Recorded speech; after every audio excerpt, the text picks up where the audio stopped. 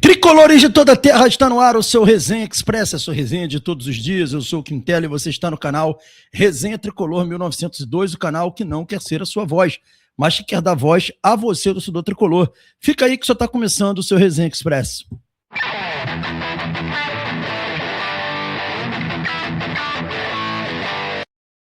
Resenha Express voltando e, em definitivo, pedir aos amigos e amigas para não esquecerem de se inscrever no canal, ativar o sininho das notificações e deixar o seu like. Fazendo isso, você diz ao YouTube que esse conteúdo é bacana e ajuda a gente a distribuí-lo a mais pessoas, tá? Fica aí o pedido a vocês e também um pedido ainda mais importante. Se você quer ajudar a gente a chegar a mais pessoas mesmo, vocês têm que deixar o seu hype no vídeo, tá? Como é que você deixa o hype? Você puxa o comentário para o lado, escolhe a opção hypar, clica no hype e aí esse conteúdo vai a mais pessoas. Quem quiser ajudar ainda mais, você pode fazer um hype pago, né? Os valores são muito baratos, R$2, R$5, enfim, você ajuda muito o canal fazendo hype, tá? Fica aí o pedido a vocês e a gente vai tratar aqui do assunto hoje no nosso Fluminense, né? As informações não são das melhores e a gente traz aqui essas informações para vocês. Eu também vou trazer aqui uma informação sobre o Alex Coelho, né, se é uma boa ou não a contratação do Alex Coelho. A gente vai debater isso aqui, eu vou trazer números para vocês, para a gente ver se realmente essa contratação é uma contratação que vem para resolver a vida do Fluminense. A gente vai falar aqui sobre o caso Savarino, para vocês entenderem um pouquinho sobre o caso Savarino, né? Ontem o Fluminense desistiu da negociação com o Savarino, sendo que no sábado, né, o próprio Thiago Ferreira, da Hora do Flu, tinha trazido a informação de que o Savarino tinha dado seu ok ao Fluminense, e assim, eu quero muito que vocês entendam o que o Thiago quis dizer com isso, e ele tá apanhando muito nas redes sociais por conta das pessoas terem dizer que ele cravou, que o cara tava vindo. Eu tive a mesma informação que o Thiago, tanto é que no sábado à noite eu fiz um vídeo falando que, ó, eu tive a mesma informação que o Thiago. Depois o Lessa fez um vídeo dizendo que estava muito próximo, e no fim aconteceu o que aconteceu, e eu acho que a galera tá sendo um pouco injusta com o Thiago, né, e eu quero explicar o porquê disso, explicar um pouquinho também dos bastidores dessa negociação. Eu venho acompanhando de perto, tendo muitas informações sobre essa negociação. Falei para vocês desde o início que era uma negociação difícil, porque o jogador não queria sair do Botafogo. Estou falando isso desde o início, mas enfim. Vamos tratar aqui dos assuntos iniciais e no fim a gente fala sobre isso daí. Vamos começar falando aqui sobre uma saída do Fluminense, né? O Luan Freitas, zagueiro Luan Freitas, não vai continuar no Fluminense, ele vai ser emprestado ao Fortaleza. O Fluminense, na verdade, nunca quis dar muita oportunidade ao Luan Freitas. É um zagueiro que teve pouquíssimas oportunidades no elenco profissional do Fluminense. E quando teve oportunidade no elenco profissional do Fluminense, não foi mal. Jogou bem no Campeonato Carioca. Um zagueiro de 1,84 m, não é tão alto, isso é verdade. Ele tem contrato com o Fluminense até dezembro de 2027. E nunca teve uma sequência no Fluminense. Teve contusões, é verdade, mas nunca foi um zagueiro que teve sequência. E dessa vez, um novo empréstimo dele é para o Fortaleza. O jogador já se despediu do clube nas redes sociais, está a caminho do Fortaleza. Então essa informação aí para vocês sobre Luan Freitas. Uma outra informação importante, galera, a diretoria do Fluminense corre contra o tempo para contratar, né, um atacante e um meia, né, que é um dos pedidos do técnico Luiz Beldia. O Fluminense está em busca desse atacante, desse homem de área e também do meia. É consenso na diretoria do Fluminense que não dá para ficar esperando o Hulk, né? O que a gente vem falando há muito tempo. O Fluminense não desistiu da negociação com o Hulk, mas assim, cada vez mais o atleta vai dando, vamos dizer assim, sinais de que não vai sair do Atlético. Ontem mesmo a ex-mulher do Hulk, né, postou nas redes sociais que os filhos estavam indo para BH para poder fazer um estágio lá no Atlético Mineiro e ter o pai por perto, era importante, enfim.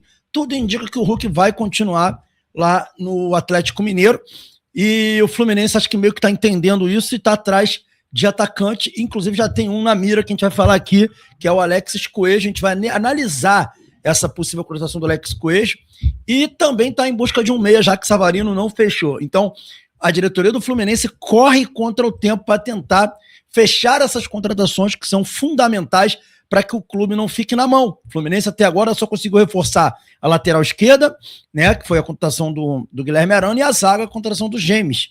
Então o Fluminense ainda não conseguiu evoluir na parte que é mais importante, que é a parte ofensiva. O Fluminense precisa de um goleador, o Fluminense precisa de mais um jogador ali de meia de lado ou ponta. E o Fluminense está, né, claudicando aí, está com dificuldades imensas de fechar esse negócio, contratando aí um jogador com essa característica. Então, corre contra o tempo o presidente Matheus Montenegro e o Mário Bittencourt, que hoje faz parte da gestão do Fluminense, para tentar solucionar esse problema que está evidente que existe, ok?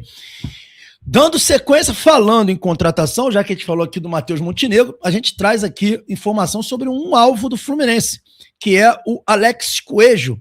E como é que ele é alvo? O Luca Bonafina, jornalista argentino, trouxe a informação de que o jogador aqui, o Alex Coelho, né, tinha uma oferta do Boca Júnior, mas o Fluminense cobriu a oferta. Na verdade, a oferta não, tinha uma sondagem do Boca, mas o Fluminense apresentou efetivamente uma oferta de 5 milhões de dólares para contratar o atacante, e o Fluminense avança na tratativa para trazer esse jogador. Aqui tem uma sequência de tweets dele, eu não vou ficar botando aqui para não ficar perdendo tempo lendo, mas basicamente o que está acontecendo é isso. O Fluminense, segundo o Diário Olé trouxe também, né, o Luca Bonafina é do Diário Olé, né, o Fluminense ofereceu, efetivamente fez uma proposta de 5 milhões de dólares. O Fluminense não sondou, ele fez uma proposta pelo jogador e a proposta está na mesa. O Boca Juniors, que sondava o jogador, oferecia bem menos ao São Lourenço do que o Fluminense está oferecendo, então há uma grande possibilidade desse negócio ser selado, segundo o Luca Bonafina, né, jornalista do Diário Olé. O Fluminense atravessando aí a negociação do jogador com o Boca Juniors, então tudo indica que esse jogador pode vir ao Fluminense, tá bom, galera? E aí, eu trouxe aqui um compilado aqui de imagens, trazendo aqui dados do jogador, do Alex Coelho, e eu queria muito compartilhar com vocês para a gente juntos analisar e debater se realmente é uma boa contratação o Alex Coelho. Vamos dar uma olhada aqui, eu fiz um trabalho aqui para vocês, que eu acho que vocês vão gostar. Vamos começar aqui com dados do atleta para a gente poder ver juntos. O Alex Coelho é um jogador de 25 anos, né, tem 1,86 m, é destro, ou seja, um jogador alto para bola aérea, interessante nesse ponto, né? E ele é destro, tá aí, ó, jogador de 25 anos de idade, né? Prestes a fazer aí 26 anos de idade. Esse é o Alex Coelho, tá? Mais dados aqui sobre o Alex Coelho para vocês também. Aqui dados dele para vocês. O Alex Coelho, ele teve 3 temporadas até agora na carreira dele, ou seja, um jogador que tá aí jogando desde 2023, com 25 anos, vai fazer 26 agora, estreou no profissional com 23 anos, um pouco tarde, né? Mas esses são dados dele como jogador. Vamos ver aí, ó. Temporada 23, né? Ele pelo Platense lá, 32 jogos, né? 2.681 minutos, 6 gols e 1 assistência. Em 2024, já pelo São Lourenço, ele teve 36 jogos, 8 gols e 1 assistência. E em 25, 37 jogos, 6 gols e 1 assistência. A média dele é sempre 6 a 8 gols, mas para a quantidade de jogos, gente, é uma média muito baixa. É um jogador que fez poucos gols na carreira e tem poucas assistências. Assistência tudo bem, não é jogador para dar assistência, mas não tem uma média de gols que encham nossos olhos. Não parece ser um atacante goleador, voluntarioso, né? É uma média muito aquém daquilo que se espera para um atacante, mas tá aí, ó, três temporadas na carreira. Eu acho que é uma média muito fraca, tá? Mas vamos dar uma olhada aqui em mais dados do atleta aqui, ó. A região do campo que ele mais joga, embora ele seja um centroavante de área, ele cai muito ali pelo lado esquerdo também, tá? E aí tá aí, ó. Jogos dele na temporada, nesse início de temporada, última temporada, 16 jogos, 5 gols apenas, isso é pelo Campeonato Argentino, e 1 assistência, tá? Ali tem ali, ó, frequência de gols em minutos, 261 minutos, gols por partida ele tem 0,3, finalizações por jogo, aí sim, um bom número de finalizações, 2,2 por jogo, é um bom número, chutes certos, 0,8, grandes chances perdidas, 7, cara, é um número muito alto de chances perdidas, né? Isso denota que ele não é um grande finalizador. Ações com a bola, 37,3, grandes chances criadas, ele geralmente tem uma média de 4, olha aí, uma média boa também. Passes decisivos, 1,1, passes certos, né? Aí também tudo bem, porque ele não é jogador de passe, né? Mas assim, tudo que eu vi, que vocês estão vendo aí na tela sobre o jogador, uma coisa positiva, ele não teve contusão nesses 3 anos aí, mas tudo que denota aqui, que a gente tem visto do jogador, parece um jogador com números muito fracos, tá? Números muito fracos, um jogador que não me parece um jogador à altura para ser titular do Fluminense, de repente com uma opção para o ataque na reserva, lutar ali para ser um reserva, né, ou uma opção de bola aérea, pode ser uma boa sim, né, se for para esse caso, né, para ser um reserva. Agora, não é um jogador, na minha opinião, para vir resolver a vida do Fluminense. Para mim, não é. Não é uma contratação do tipo assim, estamos contratando o cara para resolver os problemas do Fluminense. Não é, longe disso. É um jogador que é uma aposta, né? Um jogador que é uma aposta, apareceu tarde pro futebol, inclusive. Então, por ser uma aposta, a gente está cheio de aposta em Xerém para fazer também. Não é o tipo de contratação que eu reputo como uma contratação que a gente olha e fala, ó, vem para resolver. Pode ser que desenvolva aqui no futebol brasileiro? Pode. A qualidade do time conta muito. O São Lourenço é um time fraco, né? Não ganha campeonato argentino, não disputa grandes títulos, né? De repente, vindo para um grande clube, um gigante aqui do futebol brasileiro, ele possa render mais, tendo o Lúcio Acosta para dar passe, né? Pode ser que ele renda e consiga evoluir o futebol dele, como foi o Serna. O Serna lá no Alianza Lima, ele era um jogador comum lá no futebol peruano, veio para cá e evoluiu. Então, assim, pode ser que haja margem aí para o jogador evoluir, mas eu acho que é uma contratação arriscada se o objetivo for que o cara seja titular. Se o objetivo for, a gente precisa de um pivô, um homem de área para ser um reserva, ok, mas aí tem que buscar o titular, porque ele não vem com status de titular. Então, assim, é uma conotação, na minha opinião, de risco, e não acho que seja oportuno para o momento do Fluminense. Mas eu queria saber a opinião de vocês sobre o Alexis Coelho. O que vocês acham dessa contratação aí, desse jogador argentino do São Lourenço, ok? Dando sequência para fechar o Resenha Express, falar aqui sobre o Savarino, né? Até porque no último sábado, o Thiago da Hora do Flu trouxe a informação que o jogador tinha dado o ok dele. E eu também fiz um vídeo à noite dizendo que eu recebi a mesma informação do Thiago. E aí tem uma linha muito tênue, né? Eu até falo no vídeo que se o Thiago não tivesse dado a notícia, eu provavelmente não teria trazido essa notícia. Por quê? Porque eu não consegui confirmar com uma fonte que eu realmente confio muito essa informação. E um outro amigo que eu gosto muito, que também é uma fonte importante para mim, um cara que sempre me dá informação, tinha essa informação também. Então, o que eu pensei? Eu falei, pô, se esse meu amigo tem, é um cara que eu confio muito, a gente pode estar no caminho certo, porque eu tenho uma informação aqui de uma fonte paralela, a minha principal fonte, que diz que ele deu ok, tem o Thiago dizendo que ele deu ok, tem um outro amigo querido dizendo que ele deu ok. Então, tudo indica que ele deu ok. E aí eu fui conversar depois do não dele, né, dele não fechar com o Fluminense. Na verdade, ele não deu não. Isso é importante dizer. Na verdade, o Fluminense desistiu. Tá? E eu vou explicar por que o Fluminense desistiu. Aí ontem, né, logo após a desistência do Fluminense, fui conversar com aquele meu amigo botafoguense, que tem um canal de Botafogo, que eu falei pra vocês, que vem trazendo pra mim informação de que ele não queria vir pro Fluminense. E fui conversar com esse meu amigo botafoguense e falei, o que deu errado? E ele falou, Quintela, tá claro o que deu errado, né?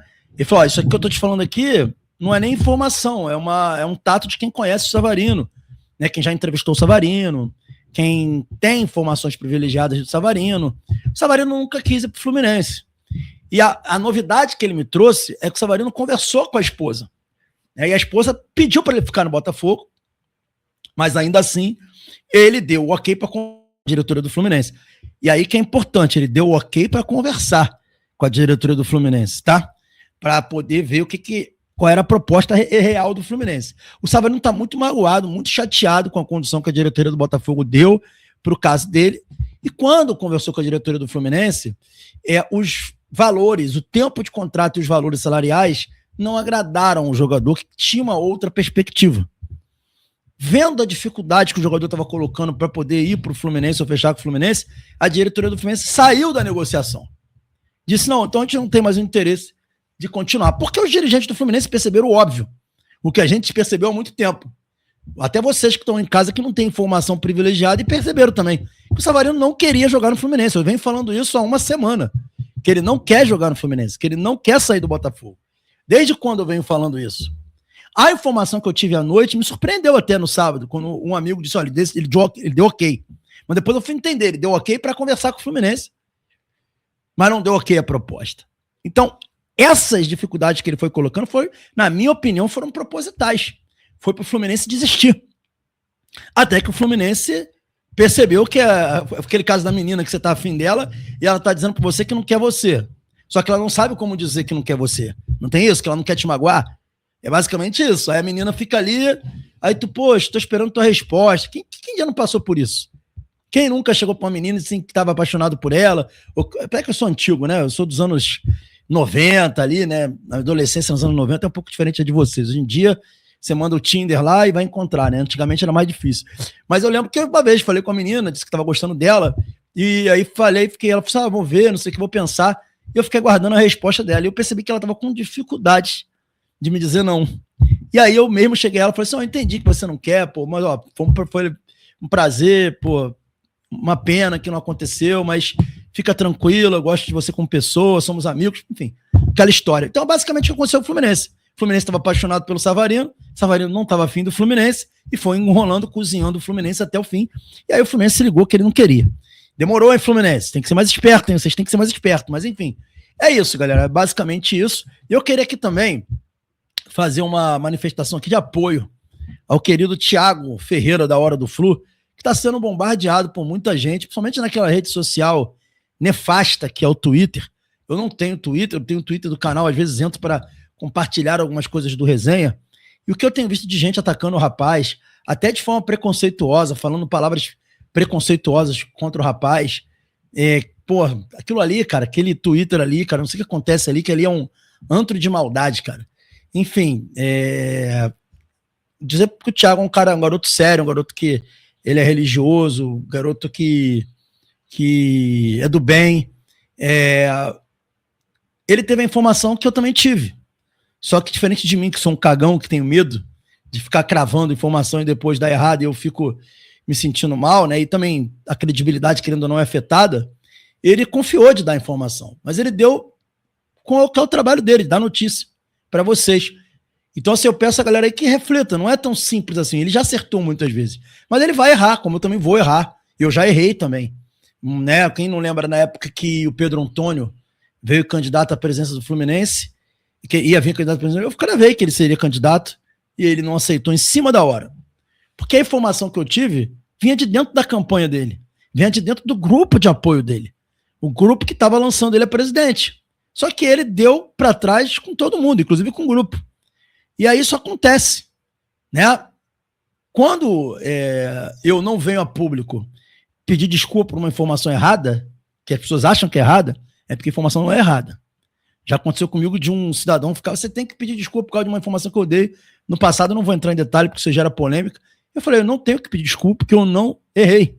Eu dei a informação porque eu tenho provas da informação que eu estou dando.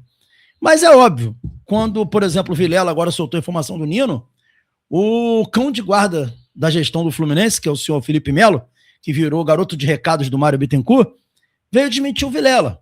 Mas o Vilela é um cara muito sério, que tem muitos amigos, né, dentro do Fluminense, pessoas influentes, e que eu tenho certeza que ele deu informação, porque uma dessas pessoas, que é uma pessoa de confiança, passou a informação para ele.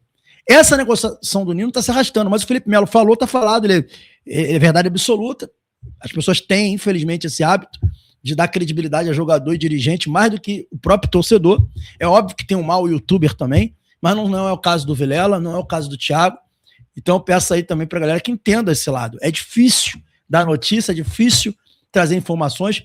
Eu já perdi um monte de notícias que depois se confirmaram porque eu tive medo de ter a minha credibilidade colocada em xeque. Então eu deixei de dar informações importantes que eu tinha, informações que eu tinha, que era importante. A contratação do Lescano, por exemplo. Eu tinha a informação da contratação do Lescano, mas não dei porque eu fiquei com medo de não se confirmar. E aí outras pessoas deram a informação e ganharam crédito, sendo que eu tinha a informação antes dessas pessoas. Entende? Então, assim, é complicado trabalhar com isso. Eu também estou aprendendo, eu não sou jornalista de formação. Eu tenho uma credencial de jornalista que eu tirei no Ministério do Trabalho, mas eu não sou jornalista. Pretendo até fazer uma pós-graduação em jornalismo, mas ainda não sou. Enfim, então é isso. Peço aí vocês também essa compreensão, beleza, galera? Saudações tricolores, fiquem com Deus e até o nosso próximo vídeo Um abraço a todo mundo aí, valeu. Uma ótima semana, tá bom? E hoje tem bate-papo tricolor, 21 horas, nossa live de toda segunda, nossa mesa redonda. Valeu.